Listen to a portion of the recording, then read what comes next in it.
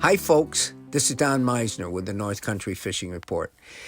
You know, I've told you over the last few weeks that this has been the greatest fishing year for me that I can ever remember, and that encompasses a lot of memories. But we really have some wonderful fishing here. And I recently talked to Mike Bean. Mike is somebody that works at Latham Model, and he fishes a lot of our tournaments, and he's helped me out so much. But whenever I go in there to see him, he always has pictures of some of the fishing that he's been doing recently. And he told me, he said, boy, the water level in the St. Lawrence is so low.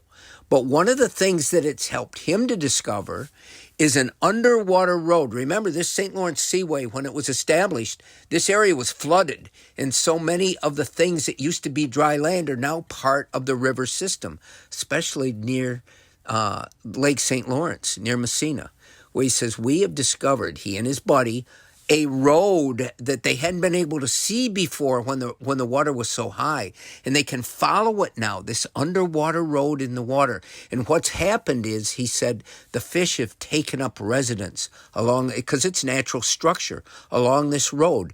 But the weeds have grown up around it. And what they did, and he showed me pictures of these incredible bass that they're catching.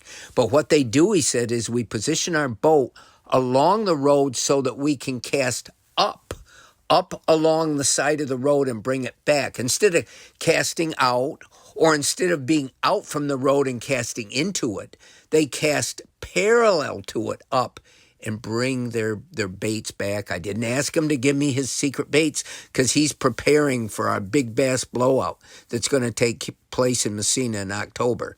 And believe me, if you've never been part of that, that's unlike any tournament that takes place here in the state. Something we started years ago, and it rewards people that aren't pro fishermen, that don't have a chance to fish other tournaments, that don't have a chance to win money. It gives them a chance to take part in this very flourishing tournament sort of spectrum that's going on, that they can they can win prizes too. And we'll talk more about the big bass blowout in the future, but it's a time when fishermen can bring in the biggest fish they catch each hour and get paid $500 each hour if they catch the biggest fish. More about that later.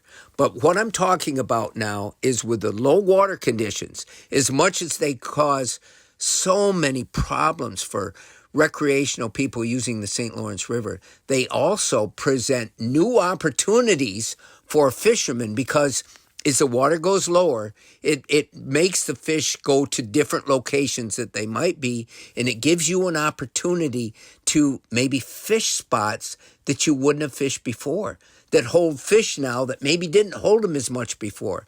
So no matter what, we always have to adapt to conditions, and these low water conditions, and believe me, they really are severe.